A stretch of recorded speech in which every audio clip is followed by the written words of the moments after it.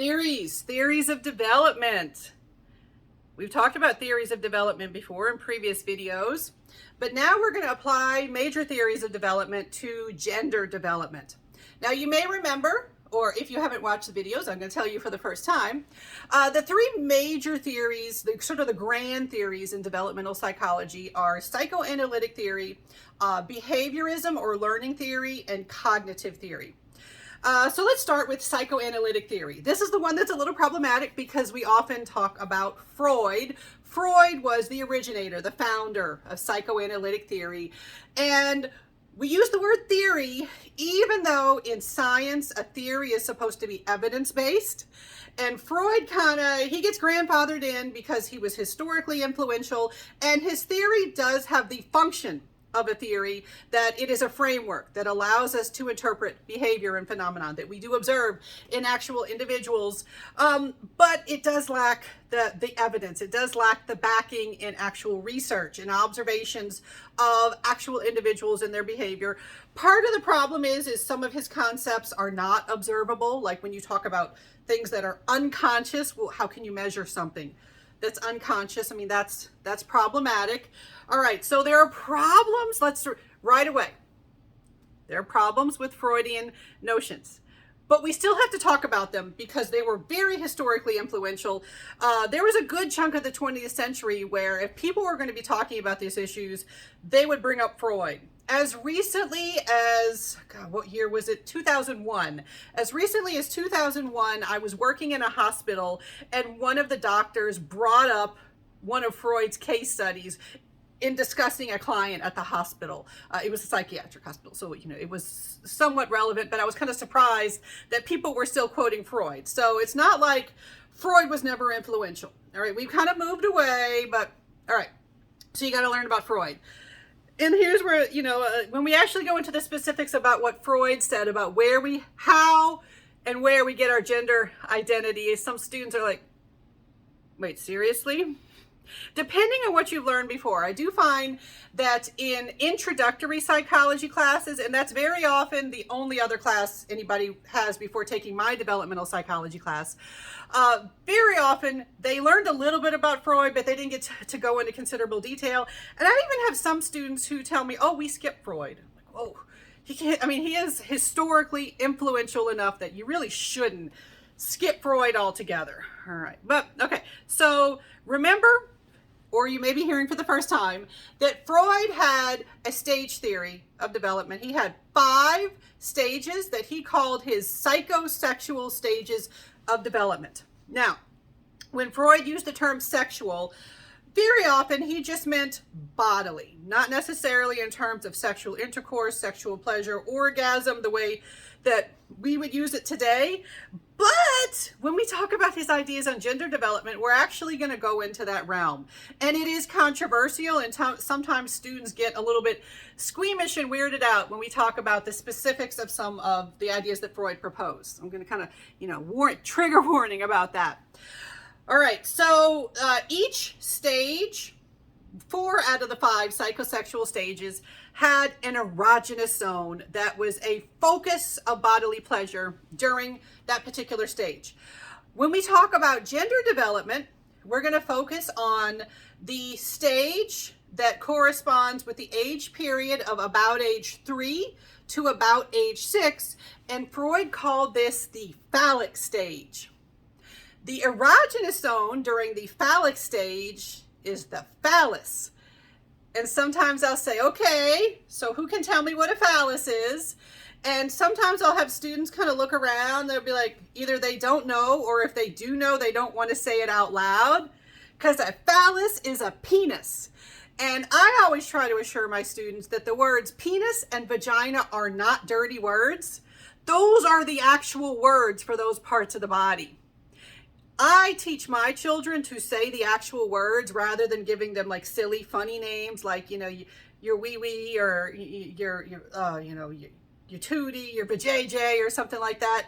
Because if they are ever injured, or my absolute nightmare, they're molested or something like that, if they need to talk to a doctor, a counselor, a social worker, a law enforcement professional, I want them to to describe things accurately and clearly. So I teach them the correct words.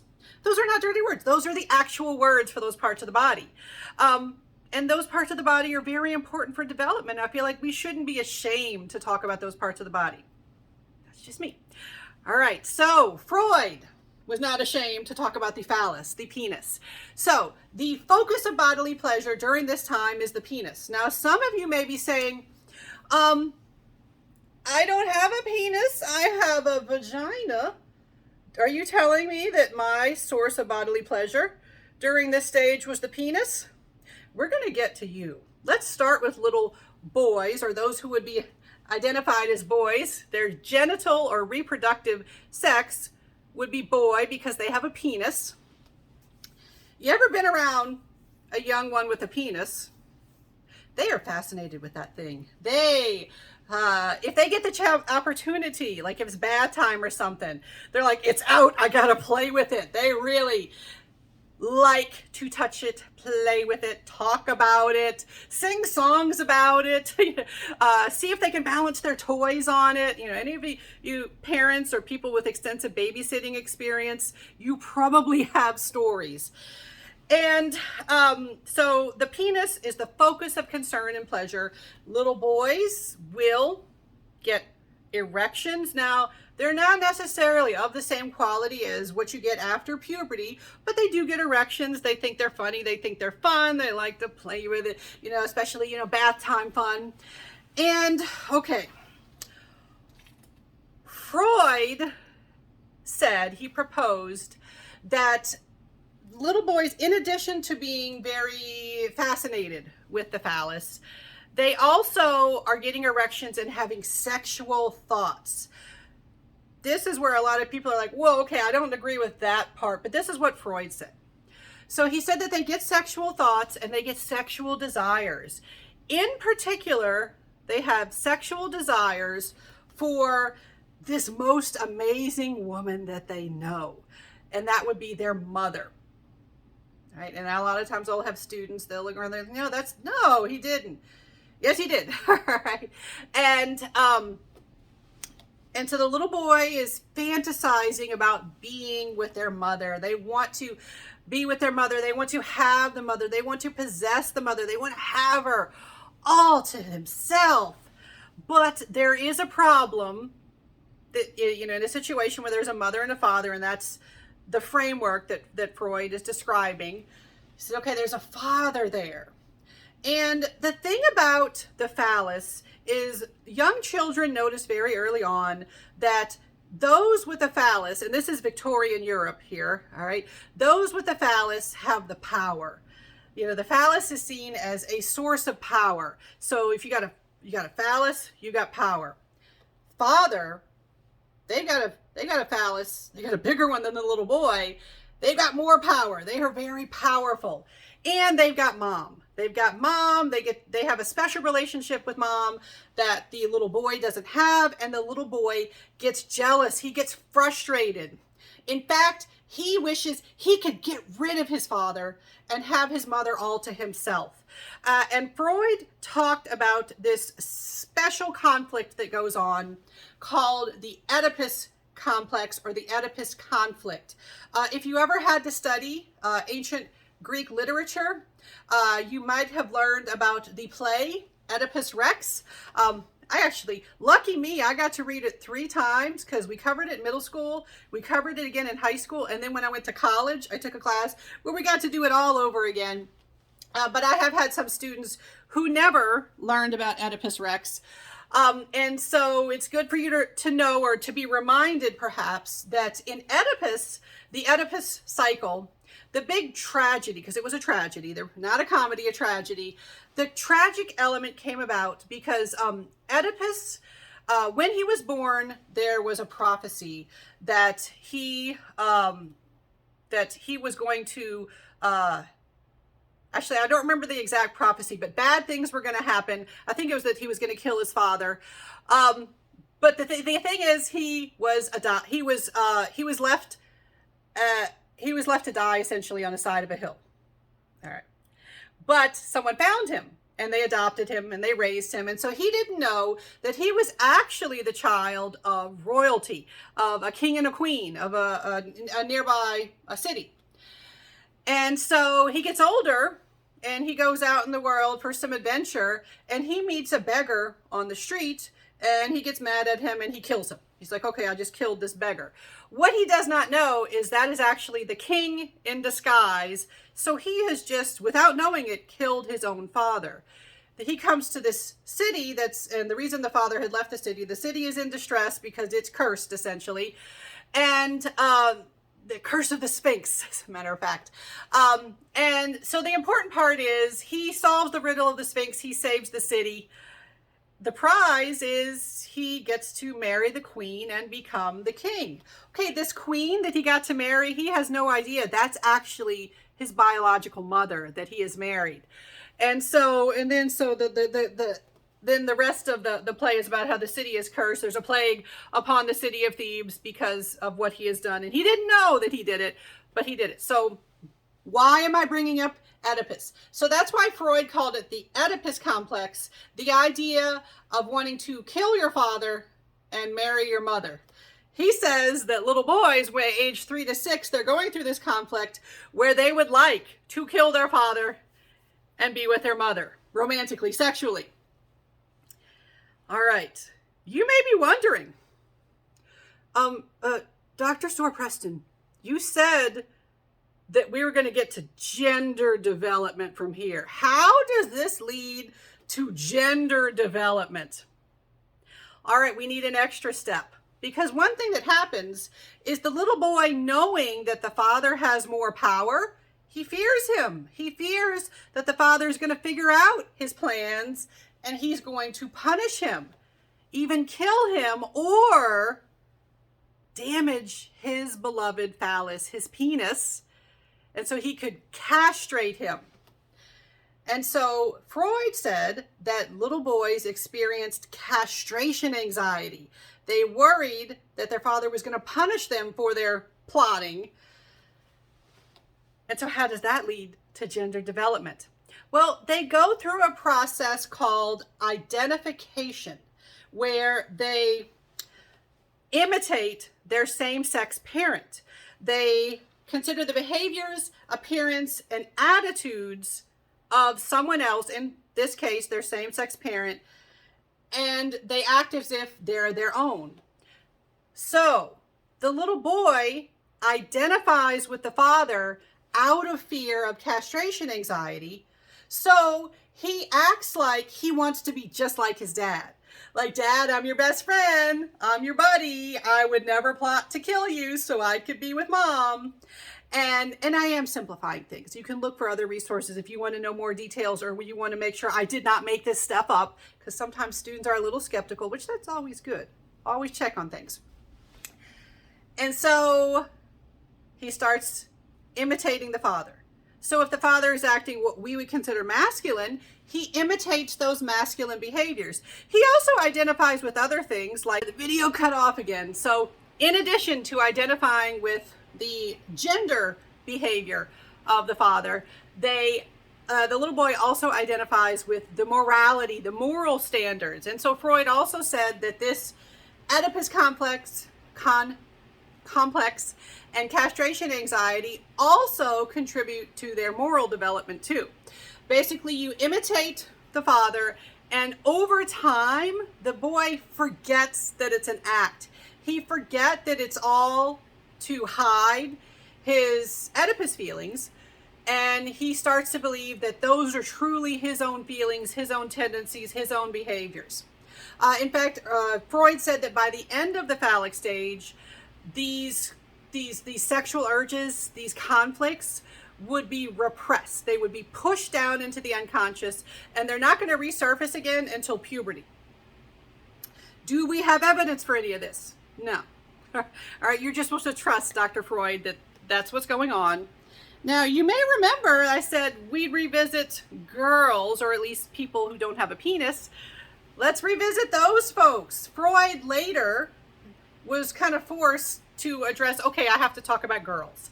I have to talk about why girls would identify with their mother. which on the surface, that's problematic because what motivation do they have?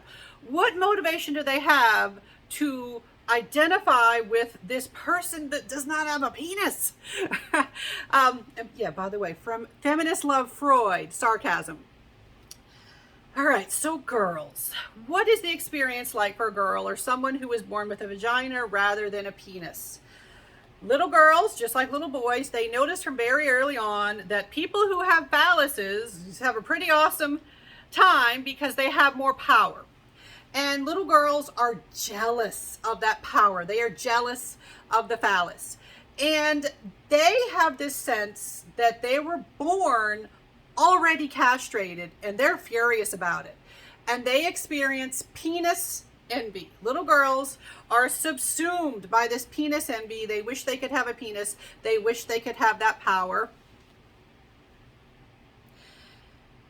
And so why would they want to identify their mother? In fact, at one point he said that little girls blamed their mother for being so powerless and weak that they allowed them to be born in this penisless state. All right, but there's another thing going on that we have to talk about. So they are fascinated with their father. Their father has the penis. Their father is amazing. They are fascinated with their father, and they have sexual desire for their father. Right. And yes, and a lot of students, they get weirded out. That's what he said. That's what was proposed. Not saying that that's right. A lot of psychologists are not saying that that's what's right. That's what he proposed. And so the little girl also fantasizes about this really cool thing where, you know, women can have babies. And so they're fantasizing, like, wouldn't that be cool if my father could put a baby in me? And they fantasized about that. In fact, the ultimate fantasy was not just that they could have this baby, but what if it's a boy baby? Because that boy has a phallus, that boy has a penis. And even though, according to Freud, girls, women could never hope to experience true fulfillment, but they could achieve partial fulfillment by having a boy baby, by having a penis indirectly. And some theorists have called this the penis baby. And so little girls fantasizing. And some theorists have said that when little girls play with dolls, they're fantasizing that that's a little doll they had with their father. It's a little baby they had with their father, and that's their penis doll. So how do we get around to developing a feminine gender role? Well, there's this thing about mom. Their mother seduced their father. Their mother must know something because their mother got their father to have sexual relations with them, to get them pregnant. So they identify with the mother because they want to kind of learn her secrets for how to seduce their father.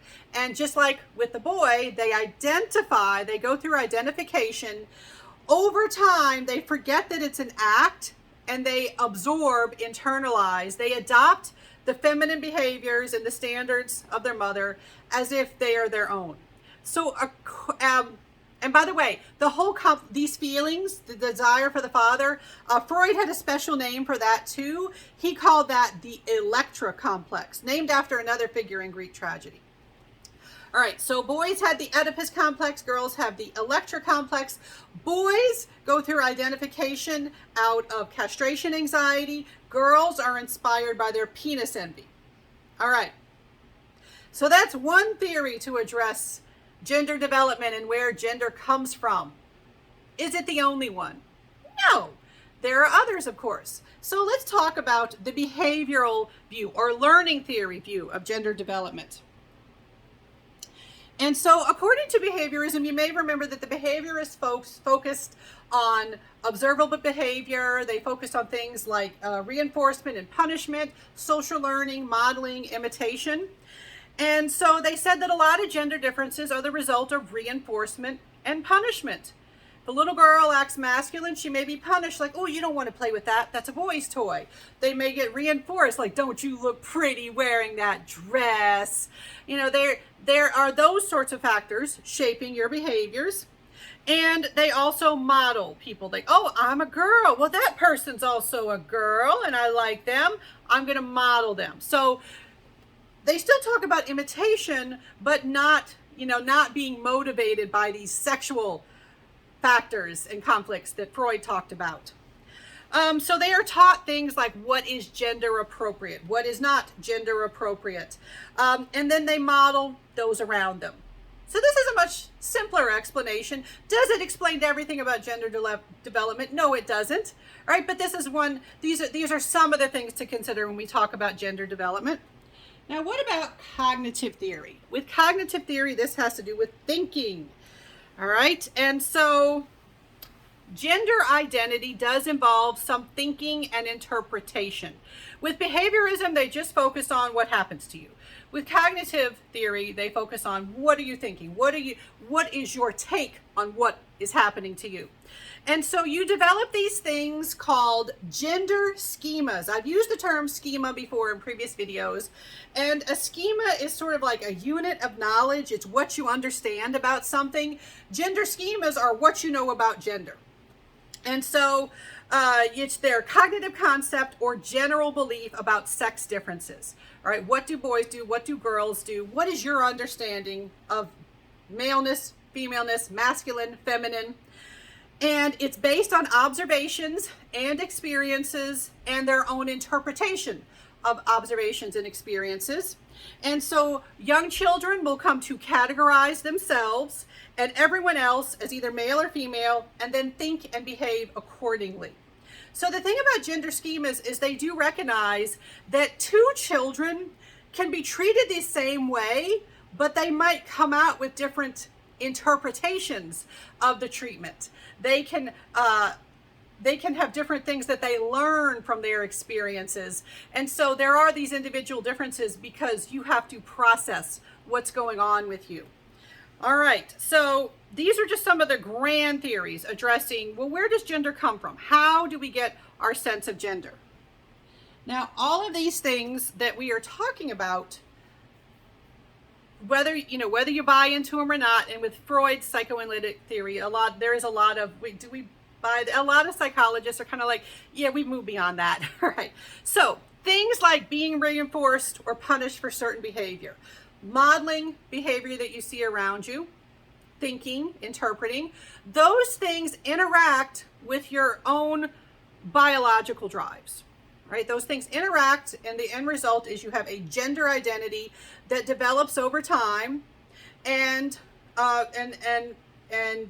some people will express their gender identity. Other people will be more closeted because of reinforcement and punishment of appropriate behaviors. But your gender identity, remember, it's your internal sense of whether you're boy or girl, man or woman, or a non-binary individual.